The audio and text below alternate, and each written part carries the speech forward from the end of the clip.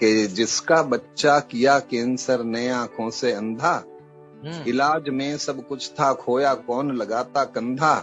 पैसे के बारे में मिट्टी छाटी वेद कुमार की, सीमा पार हो गई शर्मा जी के भ्रष्टाचार की।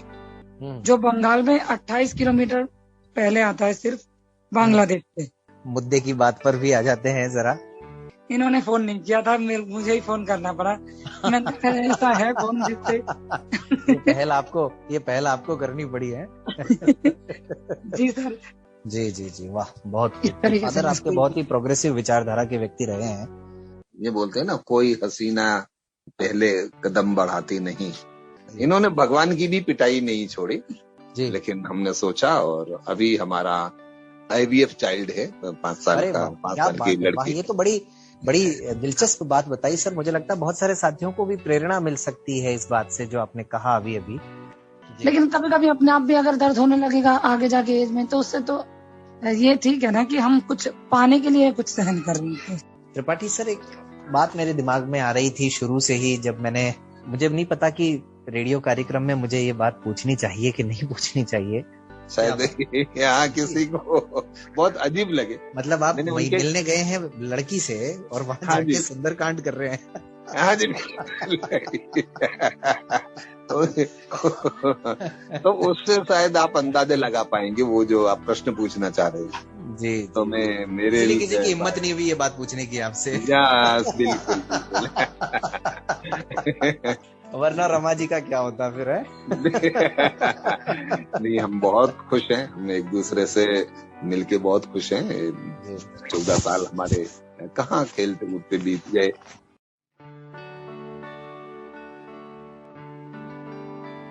रेडियो मधुबन सुनने वाले सभी श्रोता संदीप त्रिवेदी का नमस्कार स्वीकार करें। दोस्तों, थोड़े से अंतराल के बाद हाजिर हूं आप सबका पसंदीदा प्रोग्राम लेकर के, जिसका नाम है हमराही। हमराही दरअसल एक कार्यक्रम तो है ही, साथ ही साथ एक अवसर होता है किसी अनूठी अनसुनी कहानी से रूबरू होने का भी। तो इस कहानी में अलग अलग किरदार होते हैं, अलग अलग घटनाएं होती हैं, और उन घटनाओं में समाज के लिए छुपा हुआ कोई न कोई संदेश होता है, और उसी संदेश को आप सब तक पहुंचाने का उद्देश्य रेडियो मधुबन का है। और इसीलिए आप सुन रहे हैं रेडियो मधुबन 90.4 FM। सुनते रहो, मुस्कुराते रहो।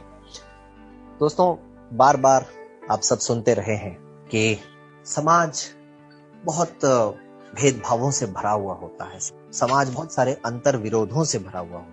जहां समाज में अनेक अनेक अच्छाइयां भी हैं, तो कुछ समाज में बुराइयां भी होती हैं, और वो बुराइयां हम सब महसूस करते हैं, लेकिन उनको दूर करने के लिए प्रयास शायद बहुत कम लोग होते हैं जो करते हैं। और रेडियो मधुबन एक ऐसा ही प्रयास कर रहा है इस कार्यक्रम के माध्यम से कि समाज में किसी तरह का अंतर ना हो, किसी तरह समाज में भेदभाव ना हो, समाज किसी व्यक्ति को उसकी शारीरिक अक्षमता के आधार पर उसको परेशान ना करे, बल्कि समाज में सभी को बराबरी का दर्जा मिले। तो दोस्तों, आज भी हमराही की हम ऐसी ही एक अनूठी और अनोखी कहानी लेकर के आप सबके बीच में हाजिर हैं।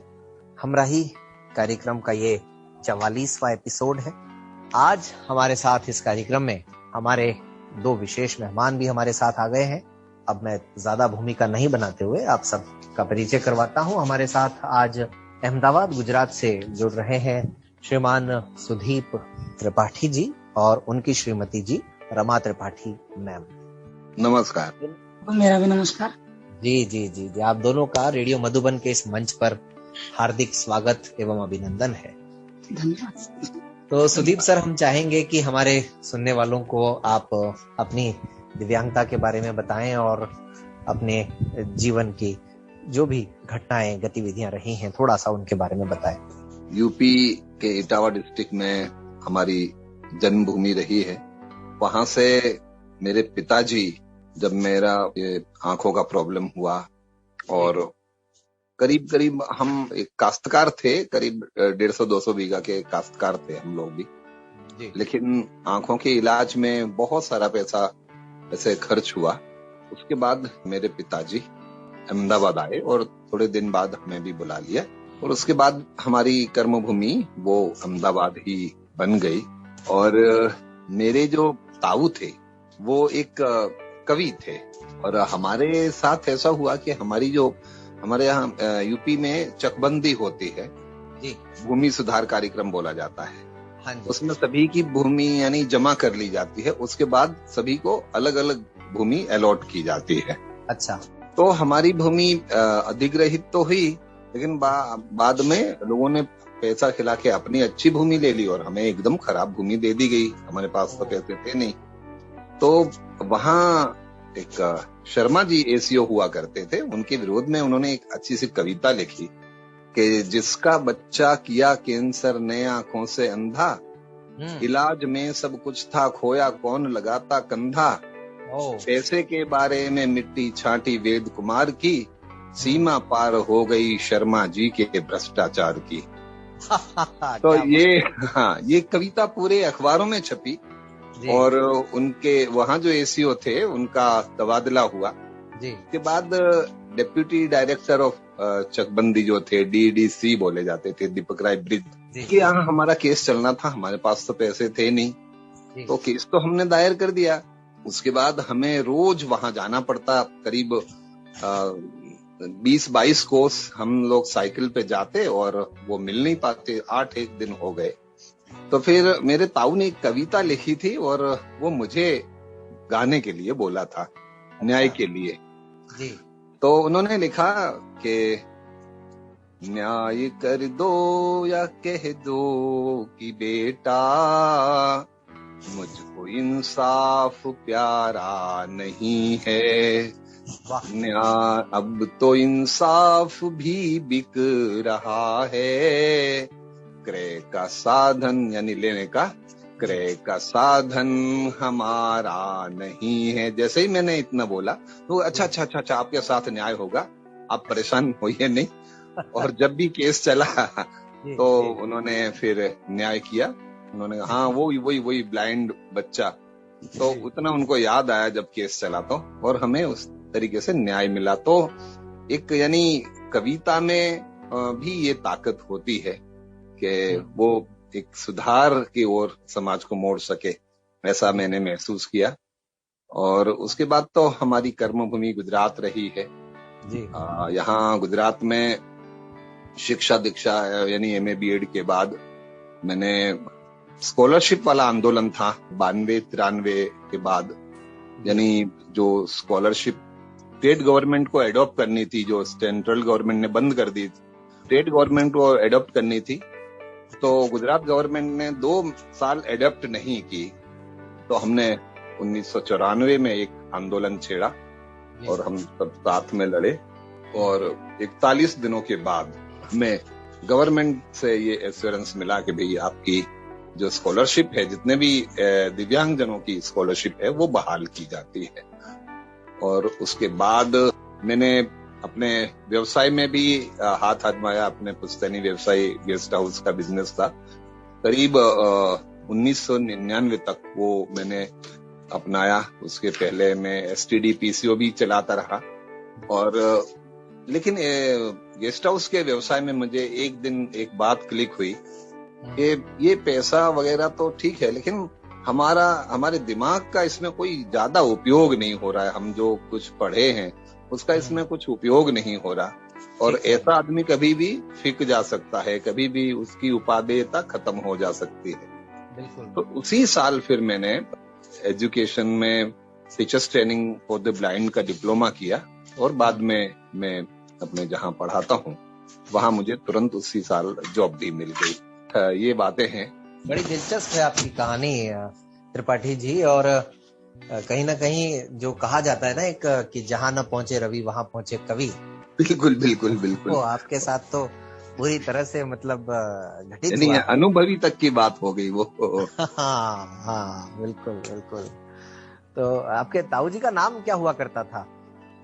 वो उसके बारे में भी उन्होंने लिखा था कि भाई जनपद इटावा के अंदर मंदना तिवारियों का छोटा सा ग्राम है, बाबा दीनानाथ पिता हरिनारायण वेदों में रही ललित ललाम है, और कृष्ण गोपाल नाम तरुण उपनाम है, ऐसा क्या बात है, तरुण उपनाम से वो कायम लिखा करते थे। वाह। तो उनकी कविताओं का प्रभाव समाज पर पड़ा, सरकार पर पड़ा और बिल्कुल। आपकी समस्याओं का समाधान हुआ, लेकिन उनकी लेखनी का थोड़ा बहुत प्रभाव आप पर भी पड़ा कि कुछ आपने भी बाद में सोचा हो लिखने हाँ, में? मैंने भी कुछ लिखना प्रारंभ किया है। कभी कभी इतना आगे वो नहीं हो पाता, आपसे भी लेकिन सुनेंगे। लेकिन यहाँ पर मुझे लगता है कि रमा जी को सुनना भी हमारे लिए बहुत जरूरी है। बिल्कुल बिल्कुल, वो भी बहुत उत्सुक है कब से। हाँ, इंतजार करवा रहे हैं उनको। तो रमा मैम, हमारे सुनने वालों को आप भी अपने बारे में बताएं। हमारे घर में हम 6 बहनें और 1 भाई है। तो मुझसे छोटी सिर्फ एक ही बहन है, बाकी सब मुझसे बड़े हैं। तो मेरे फादर को स्टार्टिंग में सब लोग मतलब घर के जो उनसे 3-4 बड़े भाई हैं, वो ऐसा कहते थे कि पहले मेरे फादर फौज आर्मी में गए, वहाँ बोला यहाँ तुम नहीं चल पाओगे। वहाँ के जो भी ऑफिसर्स थे, क्योंकि मेरे पापा ही पढ़े हैं और कोई लोग पढ़े नहीं हैं उनके फैमिली में, भाई ताऊ जी, एक ताऊ जी और पढ़े थे जिनकी डेथ हो गई, बाकी और कोई पढ़ा लिखा नहीं था। तो उनसे तो सब वहाँ खुश थे, लेकिन बाकी और जो लोग गए थे उन्होंने ये कहा कि फिर घर में कौन देखेगा, इसलिए वो उनको वहाँ से छुड़ा दिया गया। खेती देखो, फिर के खेती तुम नहीं कर पाओगे, तुमने तो पढ़ाई में ध्यान दिया है, अब तुम दुकान देखो।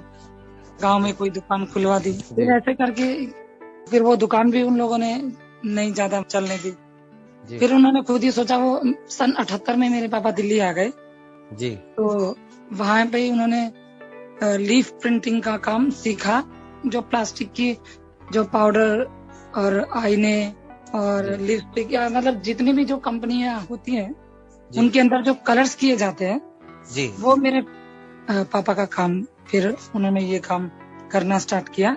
फिर उसके बाद मेरा जन्म हुआ और मैं तो बाय बर्थ ब्लाइंड हूँ। जब मैं 6 महीने की थी तब से लेके निकले मुझे मेरे मदर फादर कि किसी तरीके से अगर इसकी आंखें ठीक हो जाएं। कहीं ले गए, जाने कलकत्ता, कभी एम्स में, कभी तब इतने साधन भी नहीं थे, कहाँ निकलना जाना, इतना ट्रेन जो भी इतना मुझे याद नहीं है, लेकिन वो लोग जो बताते हैं यही कि 6 महीने की थी तब से मुझे लेके निकले थे। फिर वहीं दिल्ली में रहने लगे। तो हमें वो राष्ट्रीय विरजानंद स्कूल है दिल्ली में, जो ब्लाइंड गर्ल्स का, वहाँ पे मेरी पढ़ाई हुई। गर्ल्स ज्यादा थी तो उसके बाद हमारे स्कूल के 2 पार्ट हो गए, एक विकासपुरी और एक राष्ट्रीय विरजानंद जी। तो लेकिन हालांकि दोनों राष्ट्रीय विरजानंद के भाग हैं। एक सेकेंडरी स्कूल हो जाता है जो विकासपुरी है, और एक खाली राष्ट्रीय विरजानंद अन्नकन्या के नाम से जाना जाता है। तो वहाँ मेरी 12th तक पढ़ाई हुई। उसके बाद मैं AICV से 4 साल वहाँ पे रह के मैंने 3 साल कॉलेज गोइंग हॉस्टल में रही। उसके बाद 1 साल का गैप रहा मेरा घर पे, फिर वापस वहीं से मैंने स्टेनो किया। अच्छा, तो आपने आगे MA वगैरह नहीं किया है? नहीं, मैंने सिर्फ ग्रेजुएशन करके और थोड़े दिन घर पे रही। उसके बाद फिर स्टेनो का कोर्स किया और 2005 में मेरी फरक्का NTPC में जॉब लगी, जो बंगाल में 28 किलोमीटर पहले आता है, सिर्फ बांग्लादेश से। जी जी जी। तो वहाँ कौन जाएगा इतना दूर, क्योंकि 1500 किलोमीटर दिल्ली से दूर। ठीक बात है। स्वीकृति पत्र में मेरी स्वीकृति दे दी थी तो मुझे तो जाना ही था। फिर बाद में जब घर में पता चला ये बंगाल में है, इतना दूर है, तो मेरे फादर ने बोला कोई बात नहीं, कितना भी दूर हो, लेकिन तुम्हारी जॉब लगी है। हमारा मकसद यही था कि तुम अपने पैरों पे खड़ी हो जाओ। क्या तो मैं तुम्हारे साथ जाऊंगा। मेरे फादर मेरे साथ रहे 6 महीने तक। उसके बाद फिर मदर आई, फिर फादर, ऐसे करके वहाँ 3 साल मैंने निकाले। फिर 2008 में मैं गुजरात में आई। अच्छा, तो जॉब के पहले विवाह हो गया था आपका? जी नहीं सर, 2008 में शादी हुई थी। 2008 में शादी। अच्छा, शादी के समय आप गुजरात आए? जी, शादी के 4 महीने बाद मैं गुजरात आया। 4 महीने। आपके परिवार में किसी और को है दृष्टिबाधा की समस्या? सर, मेरे परिवार में जैसे मैंने बताया, हम तो बहने भाई जो भी है, हमारे पूरे 6 घर हैं। मेरे जो दादा थे या परदादा जो जी, भाई 6 भाई, उनका फिर पूरा उन सब में लेके बुआओं के कहीं के भी ले लीजिए, के घर में किसी को भी अभी तक ऐसी कोई प्रॉब्लम नहीं है। अच्छा सुदीप सर, ये आपकी आंखों की जो प्रॉब्लम है, जब आप कितने साल के थे तब हुई आपको? ऐसा बताया जाता है कि जब मेरी आंखें खराब हुई, यानी जन्म से मेरी बहुत बड़ी बड़ी आंखें थी। अच्छा। और करीब 2.5-3 साल के आसपास कुछ, तब कभी ऐसा एक दिन देखा गया कि मुझे कुछ भी चीज लेने को बोला जाता, जिस दिशा में वो चीज होती उससे मैं विरुद्ध जाता या कुछ ऐसा, यानी जिससे तारतम्य न बन पाए कोई वस्तु का और मेरा, ऐसा कुछ बिहेवियर मेरा नजर आया जी। और फिर बाद में वहां के लोकल डॉक्टर के पास ले गए तो ऐसा कुछ आंख में सफेद सफेद जैसा दिख रहा था। उसके बाद हम कानपुर वगैरह गए तो वहां पता चला कि ये आंखों का कैंसर, इसको रेटिना ब्लास्टोमा बोलते हैं। तो 6 महीने हेलट में वहां सीतापुर बिताए हैं। यहाँ की सिविल हॉस्पिटल में मेरी दूसरी आंख निकाली गई, यानी मेरी आईबॉल भी नहीं है जो।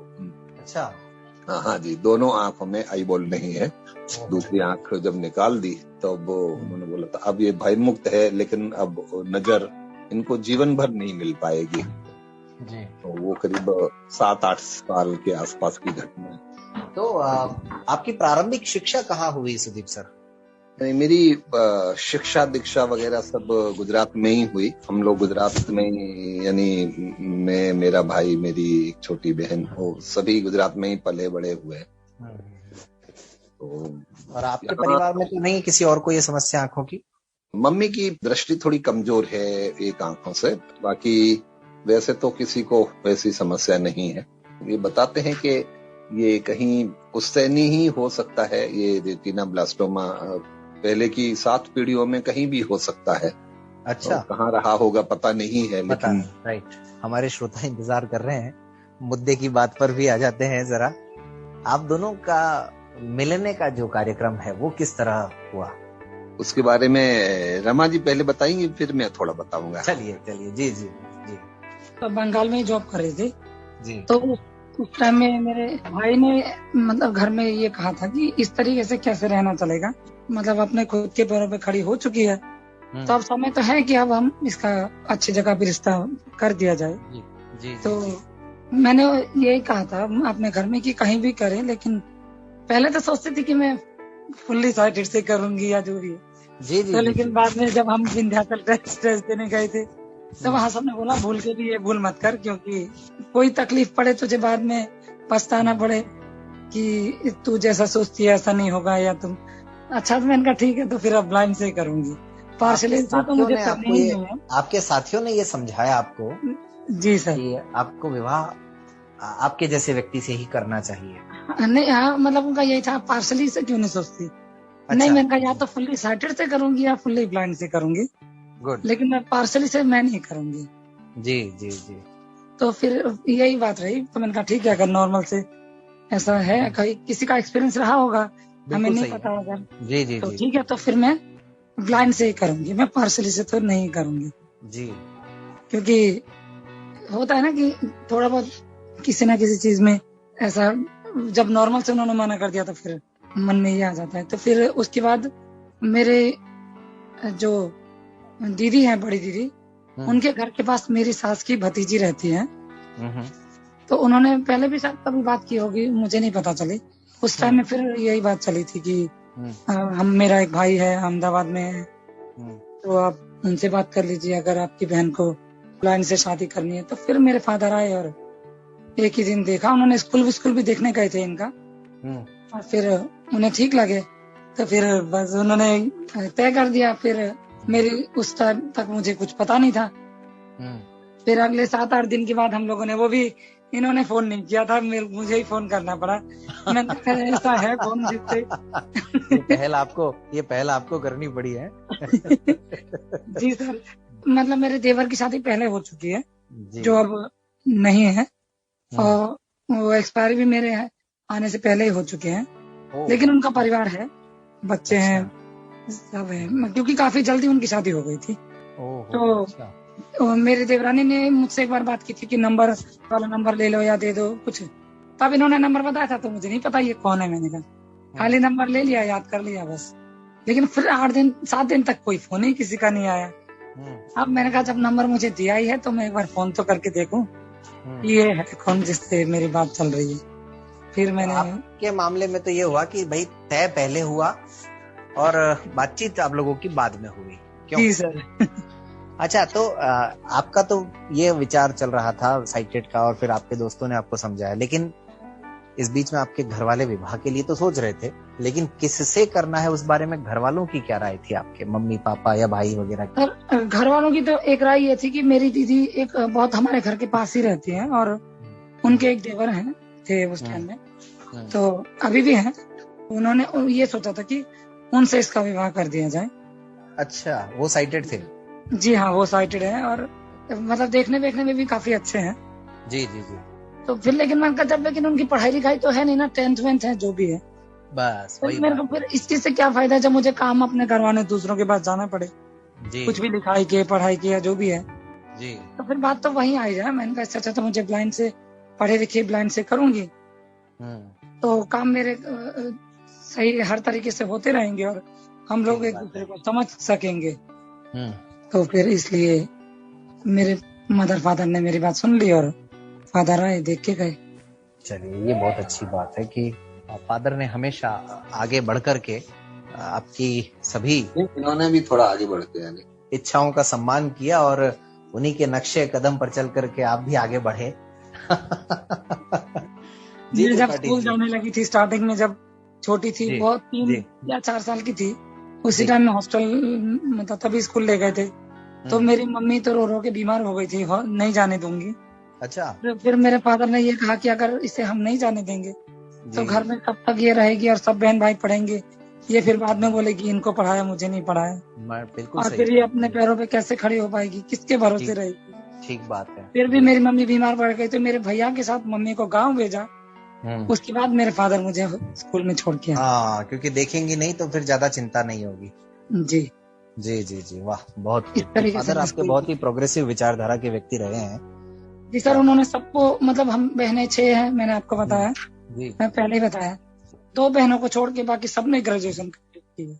वाह, बहुत खूब। ये बोलते हैं ना, कोई हसीना पहले कदम बढ़ाती नहीं।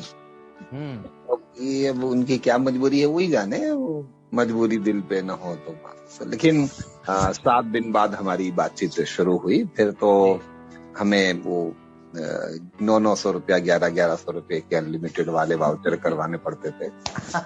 और काफी रात को, यानी वही था जी। हाँ, यानी 2:30 3 बजे तक बातचीत होती थी जी, और बहुत अच्छा लगता था। लेकिन पहले यानी मेरी सोच, लेकिन त्रिपाठी जी, प्रश्न तो ये उठता है ना कि आपने क्यों नहीं पहल की? ये नहीं, हाँ, बिल्कुल आपका प्रश्न जरूर होना चाहिए, हर एक किसी को ये प्रश्न जरूर होना चाहिए।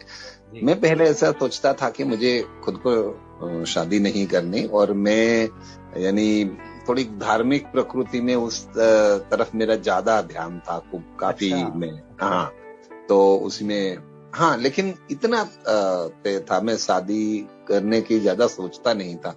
लेकिन यदि करनी ही होगी तो मैं किसी साइटेड से या पार्शली ब्लाइंड से, यानी आंशिक दृष्टि वालों से, किसी से मैं शादी नहीं करूंगा। यदि करनी है तो मैं ब्लाइंड से ही शादी करूंगा, इतना जरूर तय था। वाह, ये तो जब इन्होंने प्रयास शुरू किया तो बनने लगा। कि आधा काम तो वही खत्म हो जाता है कि हम ये तय कर लें कि हमें निर्णय क्या लेना है। हाँ, नहीं, बिल्कुल, वो मैं जब से मैंने अपनी यानी सोच संभाली है, तब से मैं बिल्कुल स्पष्ट था कि मुझे किसी ब्लाइंड के तरीके से साथीदार मिले तो मुझे कुछ ज्यादा खुशी होगी। तो उस तरीके से मुझे मिला, तो बीच में थोड़ा नोकझोंक भी हो गई थी एक बार, यानी मैंने पूरा ये बताया कि भाई मेरा निर्णय ये है, मैं वैसे तो शादी तो करना ही नहीं चाहता हूँ जी। तो फिर इन्होंने कुछ यानी हमारी 4-5 दिन बीच में बात नहीं हुई जी। फिर फोन से बात शुरू हुई, हम लोग फिर, यानी ये करीब अगस्त सितंबर की बात है, और फिर अंततोगत्वा फरवरी में हमारी शादी हुई। काफी खुशी हुई। करीब 2100 किलोमीटर का फासला था, मैं अहमदाबाद में था, वो फरक्का थी, तो शादी करते ही फिर वो फरक्का पहुंच गई। लेकिन पड़ गया फिर फरक्का का बिल्कुल। लेकिन इन्होंने भगवान की भी पिटाई नहीं छोड़ी। एक दिन यानी हम लोग यानी प्रयास करने लगे कि इनका गुजरात में ट्रांसफर करवाया जाए, तो काफी राजनीतिक वगैरह सब प्रयास करने थे। एक दिन इन्होंने गणेश जी की मूर्ति को काफी पीटा कि अब तो मैं घर से बाहर रख दूंगी, मेरा कुछ काम है। और यानी काकतालीय न्याय हुआ। जी और क्या बात है, वाह। दूसरे ही दिन सुनवाई तुरंत हुई। उनके ट्रांसफर की खबर उनको पहुंच गई। हाँ जी। तो लेकिन विवाह से पूर्व मैम ने जैसा कि बताया कि उनके एक रिलेटिव ने आपके बारे में बताया, ऐसे ही आपके जहन में और आपके परिवार के जहन में भी तो तैयारियां तो चली रही होंगी। हाँ, यानी पापा जी आए थे तो उन्होंने काफी दिल्ली से आए थे यहाँ, उन्होंने काफी जांच पड़ताल की थी, मेरे स्कूल तक आए थे, कहाँ से आप लोगों ने, मेरा मतलब ये था कि आपने भी कह नहीं, अच्छा उसके हाँ मैं वही बता रहा हूँ कि हम लोग यानी एक तो क्या है कि ब्राह्मण है और रूढ़िवादी ब्राह्मण समाज है हमारा, तो दूसरी जगह तो हम लोग कुछ, क्योंकि ब्लाइंड में उस यानी समकक्ष मिल पाना बहुत ही मुश्किल होता है, तो सब लोग प्रयास में थे लेकिन ऐसा कुछ मिल नहीं रहा था। फिर जब ये रिश्ता तय हुआ फिर हम लोग गए और ऐसे ही देखने गए थे इनको, रमा जी के घर वहां गए थे और उनको ऐसा था कि आज ही मंगनी वगैरह सब हो जाएगी। हम लोग तो देखने गए थे, ऐसे ही कुछ प्रिपरेशन के साथ नहीं गए थे। और उसके बाद इनको बुलाया पापा ने, वो हमारी पहली यानी मेरी तो मुलाकात नहीं हुई थी लेकिन मेरे पापा के साथ इनकी मुलाकात हुई 2-1 मिनट की, और उसके बाद चलो ठीक है बहुत अच्छा है ऐसा करके वो ऊपर चली गई। तो ऊपर जाके इनको परिवार वालों ने पूछा कि भाई क्या कुछ हुआ, कि हाँ ऐसी बातचीत हुई। तो फिर मैं चली आई, असमंजस में पड़ गए, क्या हुआ ये। हम लोगों को बताया गया कि आप लोग ऐसे, मेरे पिताजी के पास तो वैसे कुछ था नहीं, तो कुछ उनके पास कैश या वैसे जो भी कुछ था तो तुरंत ही उनको फिर से नीचे बुलवाया और तुरंत गोद भरवाई गई। शाम को जैसे दिन हमारा रिश्ता तय हुआ और फिर तो सब आगे बढ़ने लगा, हम एक दूसरे को पसंद करने लगे। पहली बार मैंने उनको एक ड्रेस भेंट की थी यहाँ से, यानी मुझे अपने स्कूल के कार्य के लिए कलकत्ता जाना हुआ था और उस टाइम पर वहाँ हड़ताल वगैरह भी हुई थी, तो हम लोग 300 किलोमीटर दूर रह गए थे मिलने से, लेकिन हम शादी से पहले रूबरू में तो नहीं मिल पाए। उसका हमें यानी बहुत, उस दिन में बहुत रोया था, ये भी बहुत यानी दुखी थी। हम लोग रात को काफी देर तक उस दिन भी जागे थे, लेकिन हम एक दूसरे से 300 किलोमीटर दूर ही रह गए। शादी के बाद ही वो जो फासला है वो हम पूरा कर पाए। जी। अच्छा त्रिपाठी सर, यहाँ पे एक प्रश्न आ रहा है मेरे दिमाग में कि आपकी नजर में 2 लोगों को विवाह के बारे में सहमत होने के लिए क्या आवश्यक है, क्या जरूरी है? एक तो ये है कि हमारे जो सोच है, एक दूसरे की सोच मिलनी चाहिए। अच्छा। और एक जीने का जज्बा होना चाहिए। मैंने एक चीज देखी है रमा जी में, मैंने बहुत अच्छे से, उनका जीने का जज्बा बहुत ही जोरदार है।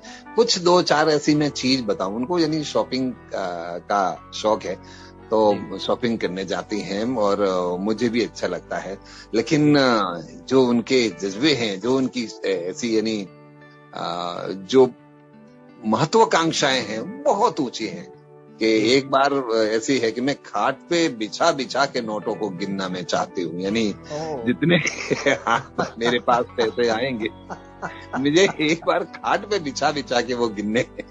क्या बात है। हाँ, और उन्होंने जो भी कुछ सोचती हैं उसके पीछे पूरी तन्मयता से लग जाती हैं और वो उनकी आरज़ू पूरी भी होती है। हम इसी तरीके से, हमारे बच्चा भी नहीं था लेकिन हमने सोचा और अभी हमारा IVF चाइल्ड है, 5 साल की लड़की। ये तो बड़ी दिलचस्प बात बताई सर। मुझे लगता है बहुत सारे साथियों को भी प्रेरणा मिल सकती है इस बात से जो आपने कहा अभी कि हाँ बिल्कुल, ये के बारे में बहुत सारे लोगों को मतलब पूरी जानकारी तो नहीं ही है एक तो, और दूसरा कहीं ना कहीं डर भी है लोगों के मन में। हाँ, ये क्योंकि इसमें काफी यानी मेडिकली भी बहुत जानकारी रखना जरूरी है, क्योंकि आजकल ये सब इलाज बहुत महंगे हैं, तो इसके बारे में पूरी जानकारी भी नहीं होती, और एक शंका भी रहती है हमारे साथ कुछ धोखा हो जाएगा, कुछ ऐसा, और यानी अच्छा डॉक्टर नहीं मिला या कोई अच्छी सी प्रोसेस इसमें हम कामयाब ना हो पाए, तो ऐसा भी हो जाता है। कई लोगों को ऐसा भी रहता है कि किसी दूसरे का गर्भ हमारे में रख दिया जाएगा या अदल बदल हो जाएगा। तो ये सबसे बड़ा यही ऊपर पिक्चर भी बहुत बनी है। एक तो सर सबसे बड़ा ये है जो अभी आपने कहा, दूसरा ये भी रहता है कि शायद बच्चा कुछ विकृत हो सकता है जन्म के समय। हाँ, ये भी भावना होती है, वो भावनाएं रहती हैं। और हमारे केस में तो ये भी है कि इनका करीब करीब अभी भी रोज का 160 किलोमीटर का अप डाउन है, तो आना जाना सब मिला के वहां का जो गिन लिया जाए तो 360 किलोमीटर का अप डाउन उनका डेली का है। और उसके बाद ये प्रेगनेंसी कंसीव करवाना, ये बहुत ही अपने आप में काबिल तारीफ यानी प्रयास माना जाएगा। वाकई में सर बहुत मतलब जज्बे वाली जो बात आपने कही मैम के बारे में, वो 100% साबित होती है इस घटना से। बिल्कुल, और वो जो ठान लेती हैं वो करती हैं। हाँ, हमारे पास यानी हम एक मंदिर में गए थे, यानी हम लोग क्या करते थे, यानी जो मैं चाहूंगा कि एक एक दो सेंटेंस में अगर आप आईवीएफ के बारे में हमारे सुनने वालों को बताएं तो उनकी बहुत सारी जो गलतफहमियां हैं वो एक तो दूर होंगी, और कई लोग मुझे लगता है आपकी इस कहानी को सुन करके प्रेरित होंगे। आईवीएफ ऐसी एक ट्रीटमेंट है कि जिससे कहीं भी यानी स्त्री के ओर से या पुरुष की ओर से कहीं भी जो भी छोटी मोटी कमियां हैं वो चीजें बाईपास हो जाती हैं, और जो प्रोसेस है गर्भधारण की वो एक ट्यूब में करवाई जाती है, और उसके बाद वो स्त्री के जो गर्भाशय में वो ट्रांसफर कर दिया जाता है। तो ये करीब इस प्रकार की प्रोसेस होती है। पूरा प्रोसेस कितने समय का रहता है सर? 15वें दिन के आसपास वो स्त्री बीज निकाले जाते हैं, उनको पुष्ट करने वाले इंजेक्शन वगैरह यानी सब कुछ दिया जाता है। वो सारी ट्रीटमेंट भी उन्हीं दौरान चलती रहती है जी। हाँ, यानी हाँ, वो बीज निकाल लिए जाते हैं, ट्यूब में रखे जाते हैं जी, और उसके बाद 5-1 दिन के बाद में जितने भी फर्टिलाइज होते हैं उनको अलग रख दिया जाता है। तो दूसरे महीने यानी पूरे फिर 15वें मासिक से 15 दिन के बाद फिर उनका एक छोटी सी प्रक्रिया करके वो जितने यानी जो गर्भ हैं रहे हैं वो फ्रोजन करवा दिए जाते हैं। सामान्य तौर पर 1 साल तक वो फ्रोजन रखे जाते हैं। उसके बाद यदि आपको ज्यादा फ्रोजन करके रखवाना है, यानी 1 या 2 आपने ट्रांसफर करवा लिए और आपके पास शेष रह जाते हैं, तो वो आगे जाके भी आप उनको फ्रोजन करे हुए यूज कर सकते हैं। उसके लिए आपको ये सभी चीज के लिए अलग अलग पैसा वगैरह होता है, लेकिन ये टेक्नोलॉजी अब अवेलेबल है कि एक बार हमारा अच्छे 4-5 गर्भ हो गए हैं तो वो 2 या 3 या ऐसे साल के बाद भी वो ट्रांसफर करवाए जा सकते हैं। तो और ये पूरी प्रक्रिया सर, इसमें खर्च कितना लग जाता है पूरी प्रक्रिया में A to Z में, मोटा मोटा अगर हम कहें अंदाजे से? अधिकतर जगह पर पैकेज है। अच्छा। तो लोग पैकेज के अंदर जाते हैं तो लोगों को 9 से 10 लाख का पैकेज होता है। उसमें 2 ट्रायल, 3 ट्रायल, 4 ट्रायल ऐसे अमुक लोग देते हैं। वैसे देखा जाए एक जो सही अच्छे से ट्रायल हो जाए तो करीब 3-3.25 लाख में ये करीब हो जाता है आराम से। स्त्री की 40 साल की उम्र है तब तक ये करा लेना काफी अच्छा माना गया है। उसके बाद जो है वो थोड़ा थोड़ा यानी रिस्क फैक्टर बढ़ता जाता है। वाकई में सर, आज का कार्यक्रम हमारे श्रोता इस आईवीएफ की जानकारी के लिए जरूर याद रखेंगे, ऐसी हम रेडियो मधुबन की तरफ से उम्मीद भी करते हैं। एक चीज भी सर मैं जरूर ऐड करना चाहूंगा। हम हमारे स्कूल में भी एक प्रोग्राम रखते हैं हर एक शनिवार को सुबह जी, और विद्यार्थियों से प्रस्तुतियां भी लेते हैं, हम गेस्ट को भी आमंत्रित करते हैं, और उस कार्यक्रम का नाम हमने रखा है शनि मंच।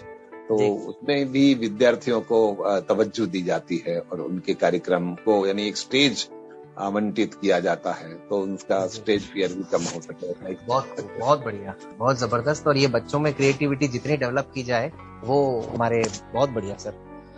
मैं ये कह रहा था कि इस कार्यक्रम को, इस जानकारी के लिए हमारे श्रोता तो याद रखेंगे ही।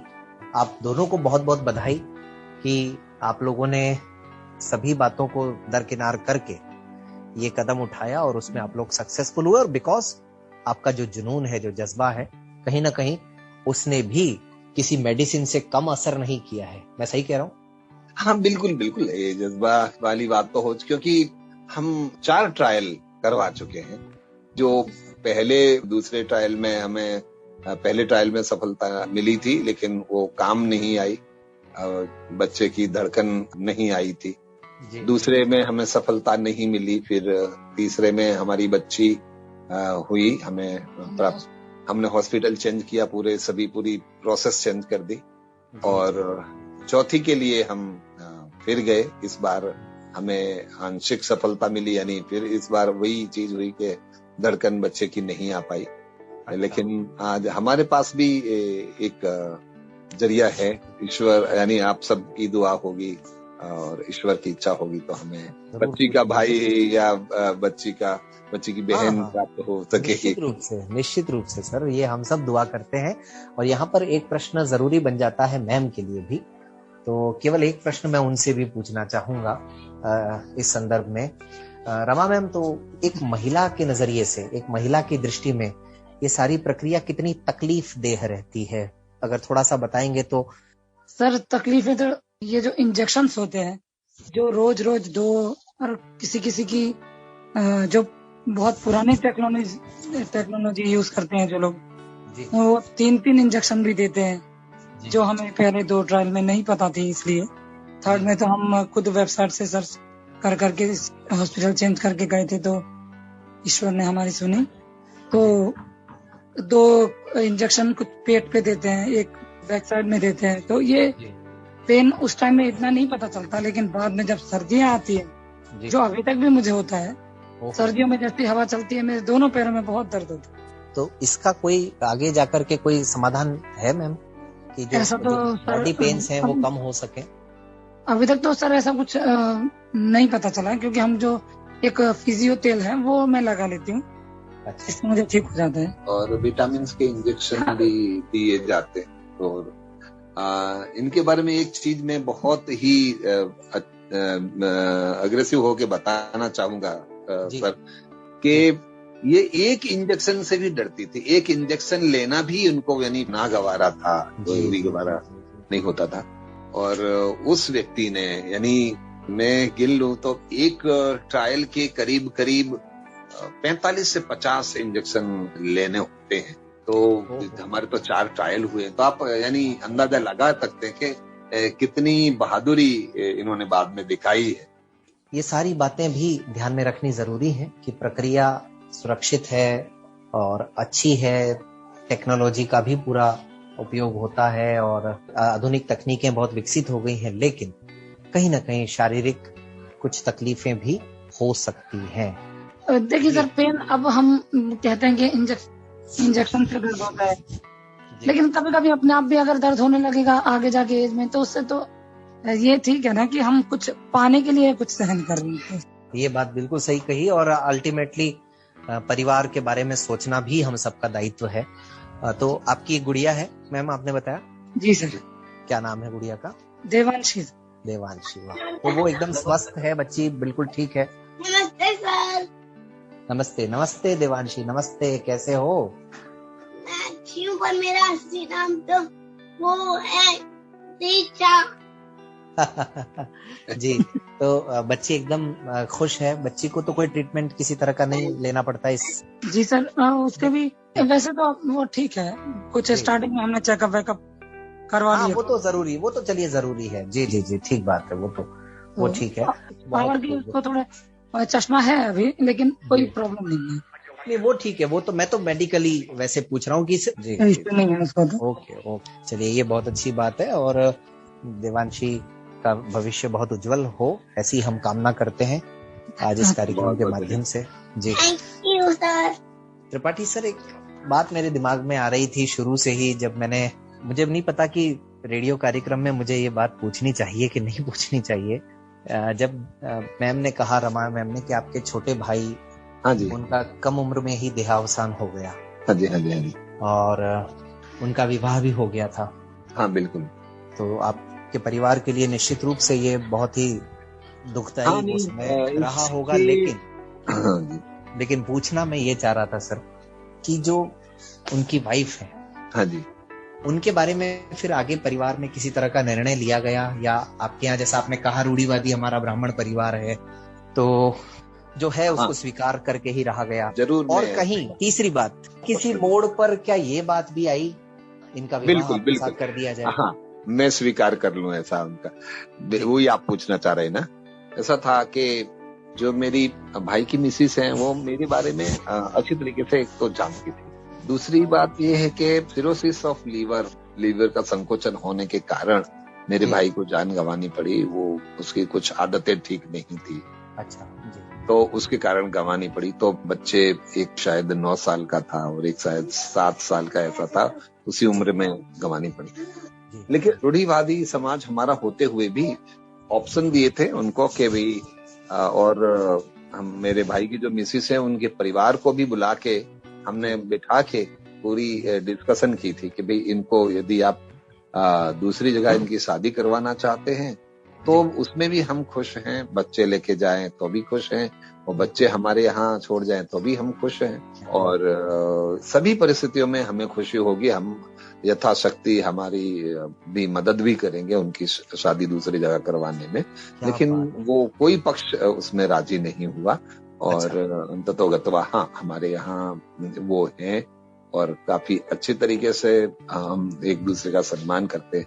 हाँ, एक बात जरूर है जिनका इनको मलाल रहेगा कि यानी मेरे छोटे भाई की मिसेस थी, ये मैं बड़ा हूँ, बड़े आने के बावजूद उनको वो सम्मान जो बड़े का सम्मान होना चाहिए वो रमा जी को नहीं मिल पाया। वो एक कसक जो है वो भी शायद आपके दिमाग में प्रश्न रहा हो ये पूछने के। वो कसक एक है कि मुझे वो अमुक जो सम्मान मिलना चाहिए, वो सम्मान दृष्टिबाधित होने की वजह से, हाँ, दृष्टिबाधित होने की वजह से ही वो सम्मान नहीं मिल पाया। वो हमें कबूल करना होगा, मुझे कबूल करना होगा। मैंने प्रयास भी किए लेकिन वो सम्मान भी नहीं, उन्हें जो तरीके से चाहिए वो नहीं। हाँ, बराबरी का जो हम कार्यक्रम में भी जिसकी बात करते हैं, बिल्कुल बिल्कुल वो नहीं मिल पाया। वो उन्होंने, यानी भाई की मिसेस ने उतने तक तो स्वीकार नहीं ही किया।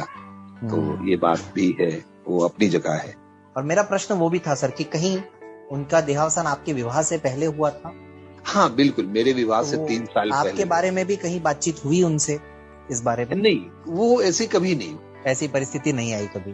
ऐसी परिस्थिति नहीं आई क्योंकि वो, मैं बहुत ही फर्म था ना। मैंने बताया कि मैं वो शख्स हूँ सर कि मैंने मेरी ससुराल में मैं पहली बार गया था जब इनको देखने के लिए हम लोग गए थे।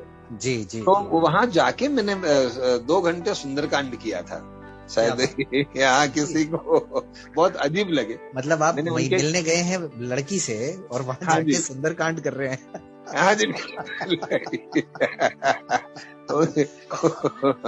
तो उससे शायद आप अंदाजे लगा पाएंगे वो जो आप प्रश्न पूछना चाह रहे हैं। जी। तो मैं, मेरे किसी की हिम्मत नहीं हुई ये बात पूछने की आपसे? बिल्कुल। वरना रमा जी का क्या होता फिर है? नहीं, हम बहुत खुश हैं, हम एक दूसरे से मिलके बहुत खुश हैं। 14 साल हमारे कहाँ खेलते कूदते बीत गए। हर एक चीज में मुझे साथ दिया है, सहकार दिया है। नोकझोंक होती रहती है, ऐसा नहीं है। एक ये बात भी बहुत जरूरी है जो विवाह वाला प्रश्न था उसके लिए कि दोनों के विचार और दोनों के ख्यालात सब एक साथ मिलने चाहिए। नहीं, हमारा पुश्तैनी काफी कुछ है, लेकिन करीब विवाह होने के 3-4 महीने के बाद से ही हम लोग, और उसके यानी इतनी फैसिलिटी हमने कुटुंब की, कुछ परिवार की यूज की ही नहीं। हम अपने पैरों पे खड़े हैं, जितना भी किया है हमने अपने पैरों पे किया है। तो वो भी हमारे लिए एक यानी मिसाल मैं तो कह सकता हूँ किसी के लिए भी हो सकती है। हमने अपने पैरों पे घर से कुछ भी लिए बिना अपना पूरा आशियाना बसाया है और हम अपनी जिंदगी जी रहे हैं। बहुत बढ़िया। तो कार्यक्रम तो लगभग अब अंतिम पड़ाव पर है, लेकिन बहुत अच्छा कार्यक्रम रहा आप दोनों के साथ में। आप दोनों की जो आपसी समझ, आपसी तालमेल, वो लाजवाब, किसी के लिए भी सीखने के लिए बहुत जरूरी है। हमारे मैंने ऐसा देखा है सर कि जो लोग ब्लाइंड होते हैं उनकी यानी दोनों यानी पति पत्नी ब्लाइंड है तो उनकी समझ काफी अच्छी होती है और उनके बच्चों की परवरिश भी काफी अच्छी होती है। ऐसा मैंने यानी ये मेरा दर्शन है। उसका शायद मैंने कोई सर्वे तो नहीं किया लेकिन काफी कुछ ऐसा थोड़ा जो अनुभव किया है तो वो हमारे बारे में भी उतना ही सटीक बैठता है।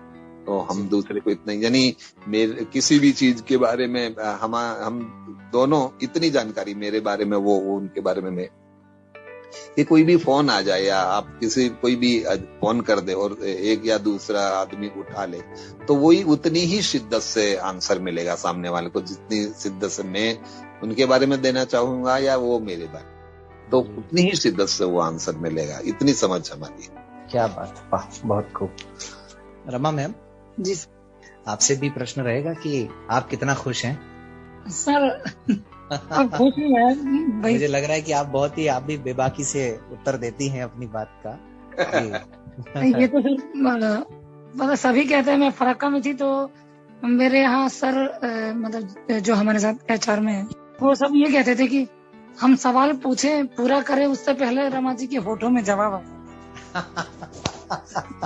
मैंने कहा सर ऐसे मत बोलिए, मुझे पता नहीं अगर आपको कुछ किसी को कुछ गलत लगे। नहीं, गलत कुछ नहीं होता लेकिन आप एकदम स्पष्ट जवाब दे देती है।